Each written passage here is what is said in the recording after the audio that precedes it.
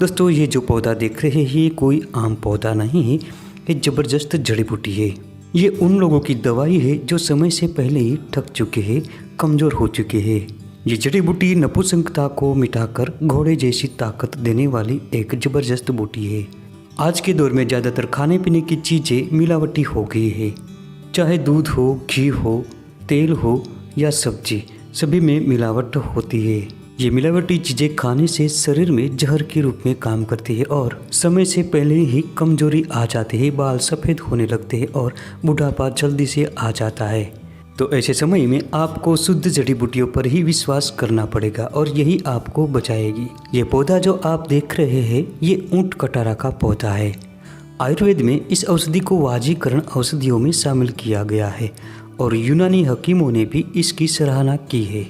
ये बूटी बेरंग जीवन में रंग भर देती है तथा थके हारे और कमजोर शरीर में जोश भर देती है। ये संतान प्राप्ति में आने वाली हर बाधा को दूर करती है और शरीर ताकत से भर देती है। तो दोस्तों आज हम इसी पर बात करेंगे। तो आइए जान लेते हैं इसकी पहचान के बारे में। ये पौधा कांटों से भरा होता है, इसलिए इसे उत्कंटक कहा जाता है। इसे संस्कृत में उत्कंटक, उत्कंठक, कंठफला, रक्तपुष्पा और कंटालू से जाना जाता है। हिंदी में उटकटेरा कहते हैं और कहीं कहीं इसे उटकांटा भी कहा जाता है। भारतवर्ष में उटकंटा का पौधा लगभग सभी स्थानों पर उत्पन्न होता है। पहली नज़र में ये पौधा सत्यानाशी के समान दिखाई देता है क्योंकि इसके पत्ते सत्यानाशी के पत्तों के समान ही लगते हैं, लेकिन फूलों पर से आप इसकी पहचान कर सकते हैं। हालांकि सत्यानाशी के पौधे से ये पौधा कठोर होता है। इसके अलावा इसके सारे प्रकांड पर बड़े बड़े कांटे होते हैं।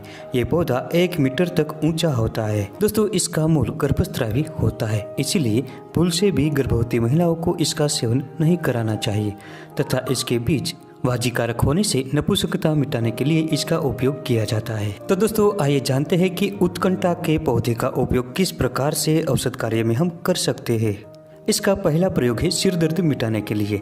इसके मूल को लाकर सौंठ के साथ पीसकर मस्तक पर लगा ले, इससे शीघ्र ही सिर दर्द दूर हो जाता है। जिन लोगों को भूख न लगती हो ऐसे लोगों को इसके पंचांग यानी इस पौधे की जड़, तना, छाल, पत्ते और इसके फूल, इन सबको मिलाकर इसका फांट बनाए। इस प्रयोग को कुछ दिनों तक लगातार करने से भूख बहुत बढ़ती है, जठराग्नि तेज बनती है। दोस्तों ये पौधा दमा, श्वास और खांसी की सबसे रामबाण औषधि है। इसके लिए इस पौधे की जड़, तना, छाल, पत्ते और इसके फूल, इन सबको मिलाकर इसका फांट बनाए। इस फांट को 15 से 20 मिली की मात्रा में लेकर गुड़ मिलाकर पी जाए, इससे काश जल्दी ही छूट जाता है। खांसी की समस्या होने पर इसके मूल और छाल का चूर्ण 1 से 2 ग्राम की मात्रा में लेकर पान के साथ चूसे, इससे जल्दी ही खांसी भी मिट जाती है। इसके अलावा इसके ताजे पत्तों का रस 5 से 10 मिली की मात्रा में लेकर साथ में शहद मिलाकर चाट जाए, इससे श्वास में बड़ा फायदा होता है। दोस्तों जिन लोगों को खाया पिया पचता न हो ऐसे लोगों को इसके मूल का चूर्ण 1 ग्राम की मात्रा में लेकर छुहारे की गुठली का चूर्ण मिलाकर सेवन करना चाहिए, इससे पाचन शक्ति तेज बनती है। दोस्तों ये पौधा कई प्रकार की बीमारियों को दूर करता है। अगर इसकी छाल का चूर्ण 1 से 2 ग्राम की मात्रा में काले तिल के साथ सेवन करते हैं तो ये पीलिया को मिटाता है। इसके अलावा इसकी छाल का चूर्ण 1 ग्राम और गोखरू का चूर्ण 1 ग्राम दोनों को मिलाकर मिश्री के साथ पीने से प्रमेह, सूजक और मूत्र को चिमिटता है। दोस्तों ये पौधा यौन दुर्बलता में बहुत लाभकारी होता है। सदियों से इसका उपयोग यौन शक्ति बढ़ाने के लिए किया जाता है। इसके लिए इसकी मूल की छाल का चूर्ण 1 ग्राम की मात्रा में और समान मात्रा में गोखरू तथा कौच बीज मिलाना है।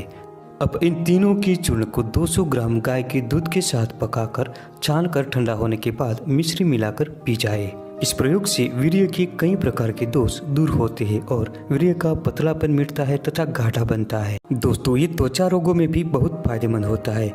इसके मूल का क्वाथ बनाकर रोजाना कुछ दिनों तक लगातार 10 से 20 मिली की मात्रा में पीने से चर्म के कई प्रकार के विकार दूर होते हैं और रक्त शुद्ध हो जाता है।